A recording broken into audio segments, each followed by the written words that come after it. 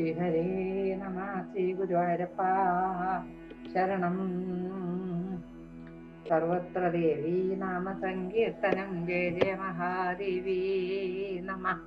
ഇനി നമ്മള് ദേവീദേവന്മാരുടെ അനുഗ്രഹത്തോടെ 6-ാം സ്കന്ധത്തിലേക്കാണ് കടക്കുന്നത്. അതില് 1-ാമത്തെ അധ്യായത്തില് വൃത്രാസുര ചരിതം വർണ്ണിക്കുന്നു.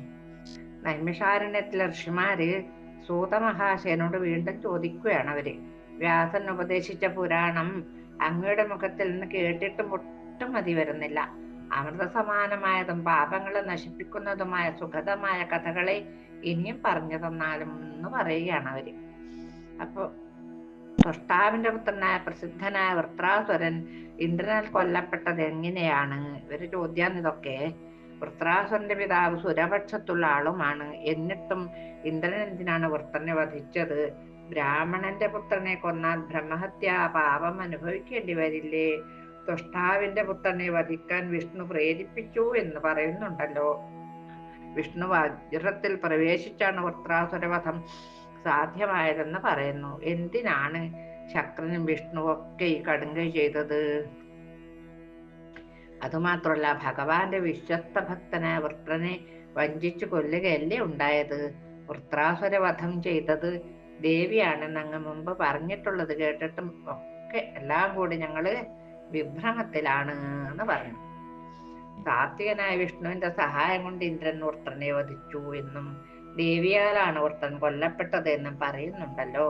ഒരാളെ തന്നെ എങ്ങനെ ആണ് രണ്ടുപേർ വധിക്കുക?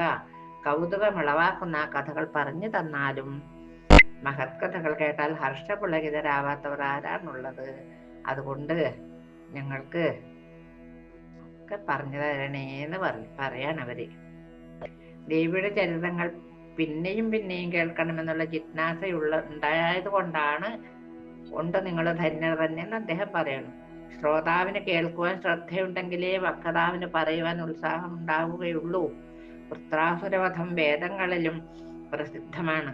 പാപലേശമില്ലാത്ത വൃത്രനെ വധിച്ചതിനാൽ ഇന്ദ്രനും ദുഃഖമുണ്ടായി.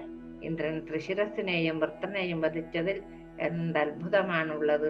മുനിമാരും മായാമോഹിതരായി എത്രയൊക്കെ പാപങ്ങൾ ചെയ്തിട്ടുണ്ട്. സത്വഗുണ സ്വരൂപനായ വിഷ്ണുവും എത്ര ദൈത്യന്മാരെ വധിച്ചു.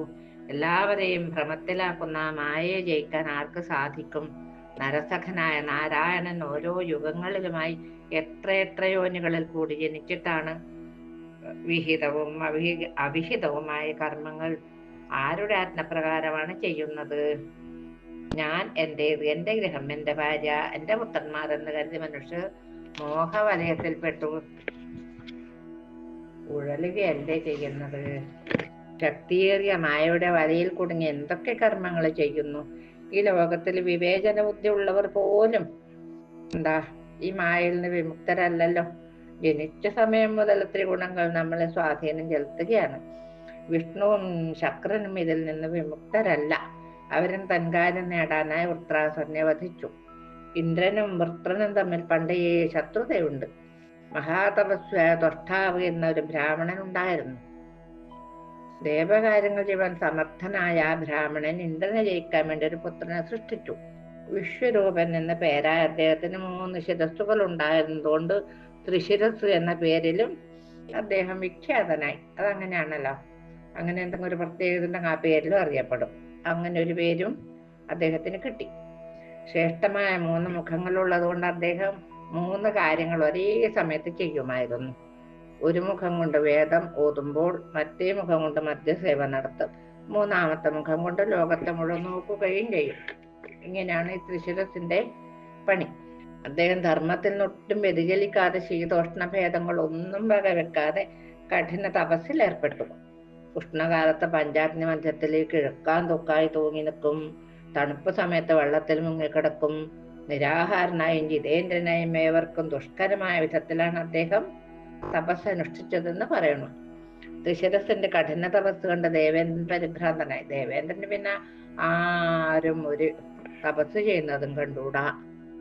അപ്പ പേടിയായി. യാഗം ചെയ്യുന്നതും കണ്ടൂടാ. അദ്ദേഹം എങ്ങാനും ദേവേന്ദ്ര പദവി തട്ടിപ്പറിക്കുമോ എന്നായിരുന്നു അദ്ദേഹത്തിന്റെ ഭയം. ആ തേജസ്വിയുടെ വീര്യവും തപസ്സും കൊണ്ട് കണ്ട ഇന്ദ്രൻ അല്ലാത്ത ചിന്തയിലാണ്ടു. തപസ്സുകൊണ്ട് ബലം ആർജിച്ച് അവൻ എന്നെ ചതിക്കും, ഉറപ്പാണ്. ഇതൊക്കെയാണ് ഇദ്ദേഹത്തിന്റെ വിചാരം. ബലമേറിയ വൈരിയെ ബുദ്ധിമാന്മാർ നിസ്സാരമായി കാണരുത്. അതിനാൽ ഈ ത്രിശിരസിന്റെ തപസ്സിന് വിഘ്നം വരുത്തുവാൻ എന്താണ് മാർഗം എന്ന് ചിന്തിച്ചു ഇന്ദ്രൻ. ചിന്താവഴിക്ക് പോയി. ആ തപോനിധിയുടെ തപസ്സിന്റെ ശക്തിയെ കാമം കൊണ്ട് കറക്കാമെന്ന് ചിന്തിച്ച് ദേവേന്ദ്രൻ അപ്സരസ്സുകളെ അതിനായി നിയോഗിച്ചു. ഇദ്ദേഹത്തിനല്ലേ പെണ്ണുങ്ങളെ കാണുമ്പോൾ കമ്മ്യൂട്ടി വരും, എല്ലാവർക്കും അങ്ങനെ ഉണ്ടാവില്ലല്ലോ. അതിനു വേണ്ടിയിട്ട് ത്രിശിരസിനെ പ്രലോഭിപ്പിക്കാൻ വേണ്ടി ഉർവശി, മേനക, രംഭ, തിലോത്തമമാരെ പ്രത്യേകം വിളിച്ചു വരുത്തി പറഞ്ഞു, എന്റെ ശത്രുവായ ത്രിശിരസ് എന്നെ ജയിക്കാൻ വേണ്ടി കഠിന തപസ്സിൽ ഏർപ്പെട്ടിരിക്കുകയാണ്. നിങ്ങൾ ഭാവഹാവാദികൾ കൊണ്ട് ആ താപസിനിൽ ഭോഗാസക്തി വളർത്തണം. ദേവസ്ത്രീകളെ, അവന്റെ കഠിനമായ തപസ്സുണ്ടല്ലോ, അത് കണ്ടിട്ട് ഞാൻ അസ്വസ്ഥനാണ്. അവൻ ഉടനെ തന്നെ ഇന്ദ്രപദവി കരസ്ഥമാക്കും, ഉറപ്പാണ്. നിങ്ങൾ എല്ലാവരും ഒരുമിച്ച് നിന്ന് പരിഹാരം കണ്ടെത്തിയിട്ടെങ്കിൽ കാര്യം പോക്കാന്നു എന്നൊക്കെ പറഞ്ഞു ഈ ദേവേന്ദ്രൻ. ദേവേന്ദ്രന്റെ വാക്കുകൾ കേട്ട് അപ്സരസ്സുകൾ പറഞ്ഞു, ദേവാ, പരിഭ്രമിക്കാതിരിക്കൂ. ആ താപസനെ ഞങ്ങളുടെ വശത്താക്കാൻ ഞങ്ങൾ യത്നിക്കാം. ഞങ്ങളുടെ പാട്ടും കൂത്തും നൃത്തവും കടാക്ഷവും കൊണ്ട് അദ്ദേഹത്തിന്റെ തപസ്സിന് വിഘ്നം വരുത്താൻ ശ്രമിക്കാം. എന്നാൽ ശ്രമിക്കാന്നേ പറയാൻ അവർക്ക് തന്നെ പറ്റുന്നുള്ളൂ. അപ്സരസ്സുകൾ ദേവേന്ദ്രനോട് ഇപ്രകാരം പറഞ്ഞതിന് ശേഷം താപസന്റെ അടുത്തെത്തി തങ്ങളുടെ ഭാവഭാവങ്ങൾ കൊണ്ട് അദ്ദേഹത്തിനെ വശീകരിക്കാനുള്ള ശ്രമം തുടങ്ങുകയും ചെയ്തു. അതൊന്നും തന്നെ ആ ജിതേന്ദ്രൻ വകവെച്ചതില്ല. അദ്ദേഹം ഈ മുമ്പിന്നിങ്ങനെ തുള്ളുന്നൊന്നും കാണുന്നില്ല. അദ്ദേഹത്തിനൊരു കാര്യമുണ്ട്. ആ കാര്യം നടക്കാൻ വേണ്ടി അദ്ദേഹം മറ്റു ദേവേന്ദ്രന്റെ ഇന്ദ്രപദവിക്കൊന്നും അല്ല അദ്ദേഹം തപസ് ചെയ്യുന്നത്.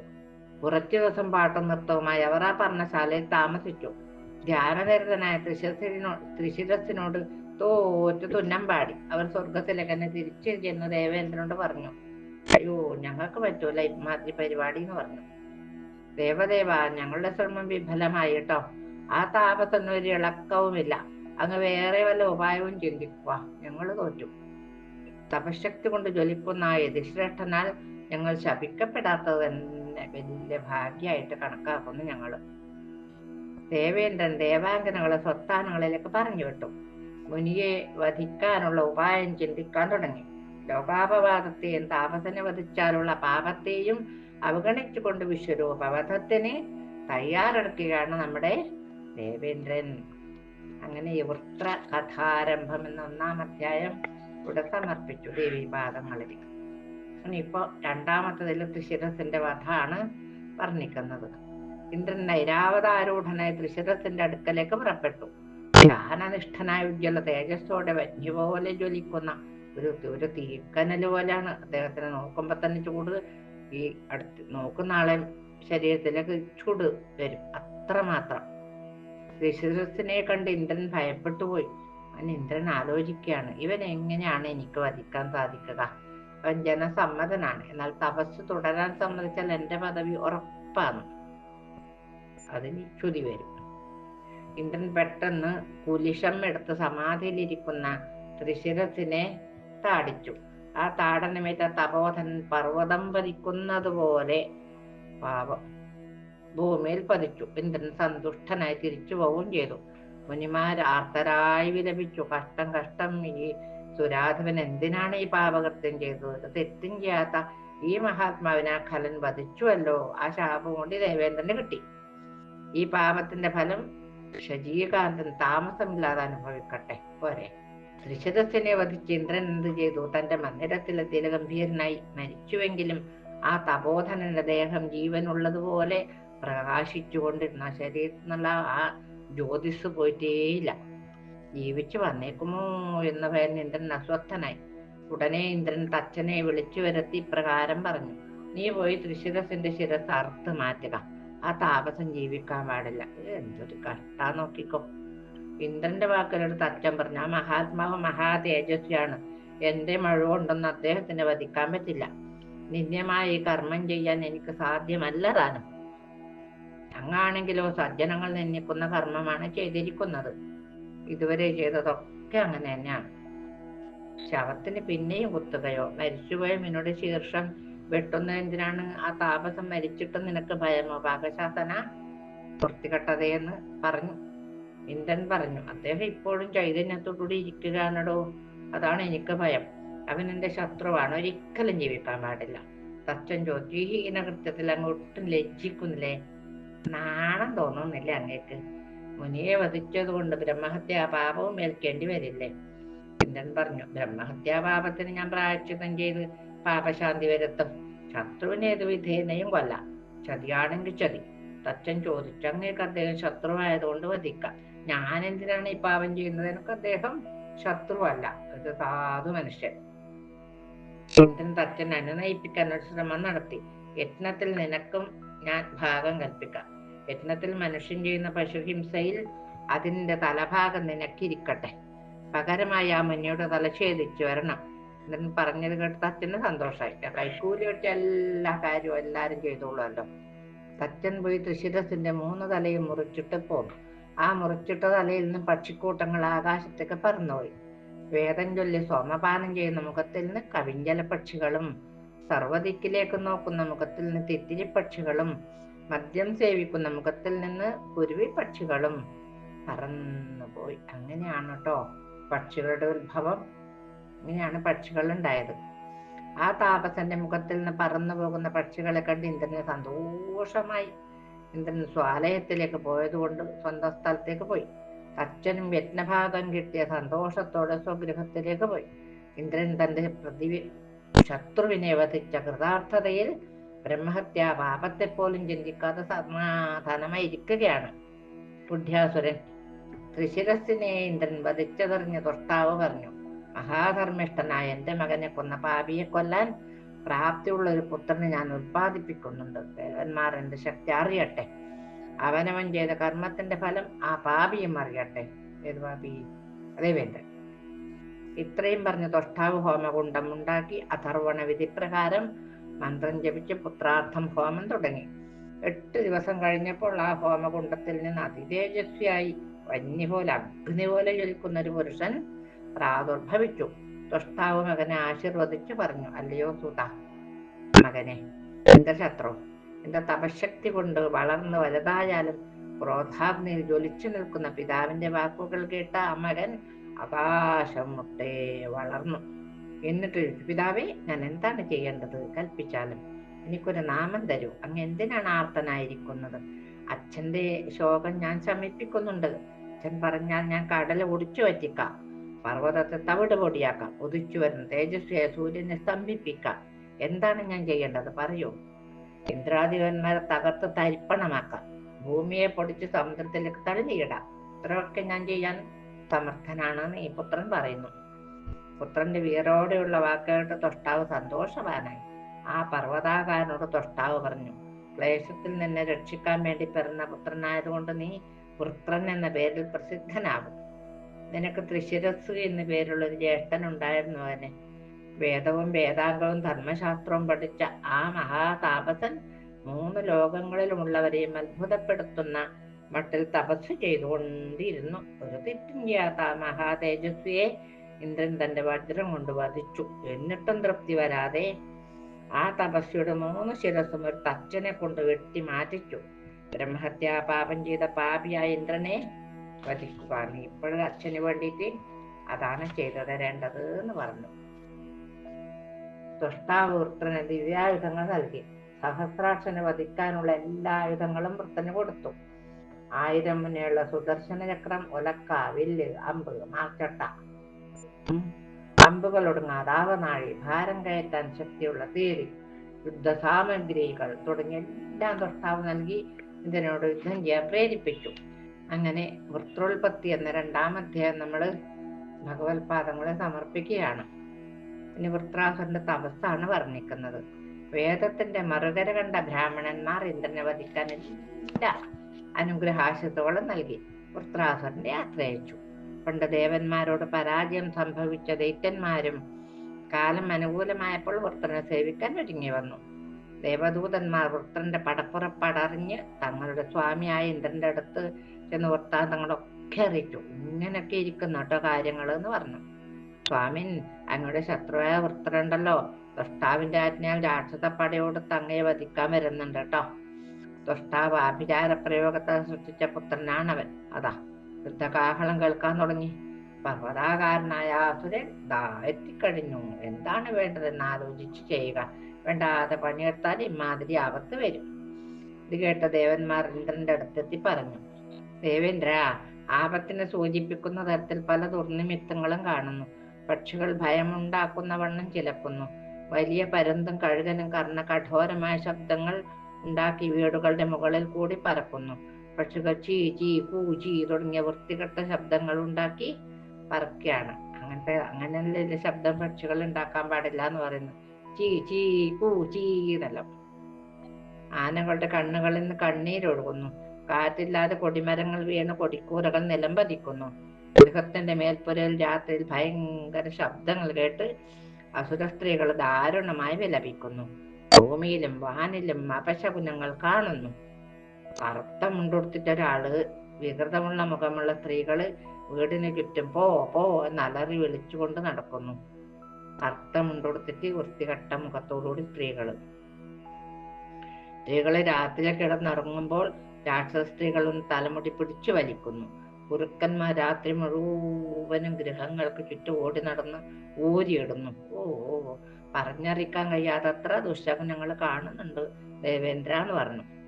അപ്പൊ ദേവന്മാരുടെ വാക്ക് കേട്ട് ദേവാധിദേവനായ ഇന്ദ്രൻ ചിന്താധീനനായി തന്റെ ഗുരുവായ ബൃഹസ്പതിയോട് കാര്യങ്ങൾ പറഞ്ഞു. ഇന്ദ്രന്റെ വാക്ക് കേട്ട് ഗുരു ചോദിച്ചു, എന്തിനാണ് എന്നോട് വരാൻ പറഞ്ഞത് എന്ന് പറഞ്ഞു. ബ്രഹ്മൻ, ദുർനിമിത്തങ്ങൾ കാണുന്നുണ്ടല്ലോ, അങ്ങ് സർവജ്ഞനല്ലേ, ഇതിനൊരു പരിഹാരം കാണണം എന്ന് പറഞ്ഞു. അങ്ങ് ഞങ്ങളുടെ ആചാര്യനുമാണല്ലോ, ശത്രുനാശം വരുത്തുവാനും ഞങ്ങളുടെ ദുഃഖം തീർക്കാനുമുള്ള പ്രതിവിധി അങ്ങ് ചെയ്തേ തീരൂ എന്ന് പറഞ്ഞു. ഗുരു പറയുന്നു, എനിക്കെന്താണ് ചെയ്യാൻ കഴിയുക? നീ ദുഷ്ടപ്രവൃത്തി ചെയ്തു കഴിഞ്ഞു. ഒരു ദ്രോഹവും ചെയ്ത താപസനെയാണ് നീ വധിച്ചത്. എന്നിട്ട് നിനക്ക് എന്ത് ലാഭമാണ് ഇപ്പൊ ഉണ്ടായത്? അത് പറഞ്ഞാലും അന്യരെ ഒരിക്കലും ഹിംസിക്കാൻ പാടില്ല. പരദ്രോഹം ചെയ്യുന്നവൻ ഒരിക്കലും സമാധാനം ഉണ്ടാവില്ല. അങ്ങനെ ചെയ്യുന്നവന് ലോഭം, മോഹം കാരണം നീ ബ്രഹ്മഹത്യാണ് ചെയ്തിരിക്കുന്നത്. ആ പാപത്തിന്റെ ഫലം ഉടനടി നീ അനുഭവിക്കേണ്ടി വരും. വാനവർക്ക് അജനീയനായി തീർന്നിരിക്കുന്നു ഈ അസുരൻ. നിന്നെ വധിക്കാൻ വേണ്ടി ദൈത്യപ്പടയോടുകൂടി വന്നിരിക്കുകയാണ്. വജ്രത്തിന് സമമായ ദിവ്യായുധങ്ങൾ അവന്റെ അച്ഛനായ തൊഷ്ടാവ് അവന് നൽകിയിട്ടുണ്ട്. അതിനാൽ അവൻ സർവനാശം വരുത്തുവാൻ ധാർഷ്ട്യത്തോടുകൂടി തേരിൽ വരികയാണ്. ഒരു സംസാരിച്ചു കൊണ്ടിരിക്കെ തന്നെ യുദ്ധകോലാഹലം കേട്ടു. ഓഹോ! ദേവന്മാരും യക്ഷ കിന്നര ഗന്ധർവന്മാരും ഭയപ്പെട്ട് സ്വഗൃഹം വിട്ട് ഓട്ടം തുടങ്ങി. ഇത് കണ്ട് ആർത്തനായ ദേവേന്ദ്രൻ സൈന്യങ്ങളെ ഒരുക്കി നിർത്താൻ ദേവകന്മാരെ ഏൽപ്പിച്ചു. കാണാലവാളി. ദേവന്മാരും വസുക്കളും ആയുധങ്ങളും എടുത്ത് സ്വന്തം വാഹനങ്ങളെ യുദ്ധത്തിന് പുറപ്പെട്ടു. ഇന്ദ്രൻ ഐരാവതത്തിൽ കയറി യുദ്ധത്തിനിറങ്ങി. വേണ്ടാത്ത പണിയെടുത്താൽ ഇതെല്ലാം തന്നെ. ആചാര്യനായ ദേവഗുരുവിനെ മുന്നിൽ നടത്തി. പാവം എല്ലാവരും ശസ്ത്രവാണികളായ വൃക്ഷ നിബിഡമായ മാനസോത്തര പർവ്വതത്തിലേക്ക് പോയി. അപ്പോഴേക്കും വൃത്രൻ തന്റെ ദൈത്യപ്പടയുമായി ദേവന്മാർ നിൽക്കുന്ന സ്ഥലത്ത് എത്തിച്ചേർന്നു. വാചസ്പതിയെ മുൻനിർത്തി ദേവന്മാരും ദൈത്യന്മാരും ഘോരമായ യുദ്ധം തുടങ്ങി. അമ്പും വാളും വേലും ഗദയും മറ്റുമെടുത്ത് സമർത്ഥമായി പ്രയോഗിച്ചവര്. അപ്രകാരം 100 വർഷം ഇന്ദ്രനും വൃത്രാസുരനും തമ്മിൽ ഘോര യുദ്ധം നടന്നു. മഹാത്മാക്കള്, ഋഷീശ്വരന്മാർ, നരന്മാര് തുടങ്ങിയവർക്ക് ഭീതി ഉണ്ടാക്കുന്ന തരത്തിൽ യുദ്ധം നടക്കുമ്പോൾ വരുണൻ ആദ്യം തോറ്റു പിന്മാറി. ഇന്ദ്രനടക്കം എല്ലാ ദേവന്മാരും യുദ്ധക്കളത്തിൽ നിന്ന് തോറ്റോടി. എങ്ങനെയുണ്ട്? ഇത് കണ്ട് വൃത്രാസുരൻ തന്റെ പിതാവിന്റെ സമീപത്തെത്തി നമസ്കരിച്ചുകൊണ്ട് പറഞ്ഞു, പിതാവേ, ഞാൻ അങ്ങ് പറഞ്ഞ പ്രകാരം പ്രവർത്തിച്ചു. സിംഹത്തിന്റെ മുന്നിൽ നിന്ന് മറ്റു മൃഗങ്ങൾ പേടിച്ചോടും പോലെതാ ഇന്ദ്രനും മറ്റു ദേവന്മാരും ഓടിപ്പോയിരിക്കണം. ഐരാവതത്തെ ഞാൻ പിടിച്ചു കൊണ്ടുവന്നത് കൊണ്ട് ഇന്ദ്രൻ നടന്നാണ് പോയതച്ച. പേടിച്ചോടുന്നവരെ കൊല്ലരുതെന്ന ശാസ്ത്രത്തനുസരിച്ച് ഞാൻ തിരിച്ചു പോന്നു. പുത്രന്റെ വാക്കുകൾ കേട്ട് തൊഷ്ടാവിന് സന്തോഷമായി. അദ്ദേഹം പറഞ്ഞു, എന്റെ ജീവിതം സഫലമായി മകനെ. എന്റെ ദുഃഖം തീർന്നു. നിനക്ക് ഹിതമായ ഒരു കാര്യം ഞാൻ പറയാം. ദൃഢചിത്തനായി തപസ് ചെയ്യുക. ബ്രഹ്മദേവൻ സന്തുഷ്ടനായാൽ നിനക്ക് ഇഷ്ടമുള്ള വരം നൽകും. നീ ബ്രഹ്മദേവനെ പ്രസാദിപ്പിച്ച് ഉത്തമമായ വരം വാങ്ങി ആ ബ്രഹ്മഹത്യാ പാപിയെ വധിക്കുക. മഹാതേജസ്യായ വിശ്വനെ പ്രസാദിപ്പിച്ച് അവധ്യത്വം പരമായി വാങ്ങി ആ പാപിയെ വധിക്കണം നീ അവനെ. മഹാതേജസ്വിയും താപസന്മായ എന്റെ മകനെ ഒരു തെറ്റും ചെയ്യാതെയാണ് ആ പാപി വധിച്ചത്. അതോർത്ത് എൻ്റെ മനസ്സ് വെന്ത് നീറുകയാണ്. അതുകൊണ്ട് അവനെ വധിച്ച് എൻ്റെ സങ്കടം തീർക്കണം എന്ന് പറഞ്ഞു മകനോട്. പിതൃവാക്യം കേട്ട് പുത്രൻ അച്ഛന്റെ അനുഗ്രഹം വാങ്ങി തപസ്സിനായി ഗന്ധമാദന ശൈലത്തിലെത്തി. അവിടെയുള്ള പരിശുദ്ധമായ ഗംഗാനദി സ്നാനം ചെയ്ത് ദർഭാസനസ്ഥനായി തപസ്സിനൊരുങ്ങി. അന്നപാനാദികൾ ഉപേക്ഷിച്ച് സ്ഥിരമായ ആസനത്തിൽ ഇരുന്ന അഷ്ടാംഗയോഗ വിധിപ്രകാരം ബ്രഹ്മദേവനെ ധ്യാനിച്ച് തപസ്സാരംഭിച്ചു അദ്ദേഹം. പുത്രന്റെ തപസ്സിനെ പറ്റി അറിഞ്ഞ് സജീവതി ചിന്താധീനനായി അവന് കിട്ടണം. യക്ഷകിന്നര ഗന്ധർവന്മാരെയും വിദ്യാധർമാരെയും അപ്സരസുകളെയും വിളിച്ച് പുത്രാസുന്റെ തപസ്സിന് വിഘ്നം വരുത്തുവാൻ ആജ്ഞാപിച്ചു. പലതരം മായാപ്രയോഗങ്ങൾ അവർ ചെയ്തുവെങ്കിലും വൃത്രന്റെ തപസ്സിനെ ഇളക്കാൻ അവർക്ക് സാധിച്ചില്ല എന്ന് പറഞ്ഞും കൊണ്ട് ഈ വൃത്ര തപസ് എന്ന 3-ാം അധ്യായം ഭഗവത്പാദങ്ങൾ സമർപ്പിച്ചു. ഇനി നമുക്ക് ബാക്കി ഭാഗം നാളെ നോക്കാം. കായേന വാചാ മനസേന്ദ്രിയർവാ ബുദ്ധ്യാത്മനാ വാ പ്രകൃതി സ്വഭാവാൻ കരോമി യദ്യൽ സകലം പരസ്മൈ നാരായണായേതി സമർപ്പയാമി. ശ്രീ ജഗന്മാതായേതി സമർപ്പയാമി.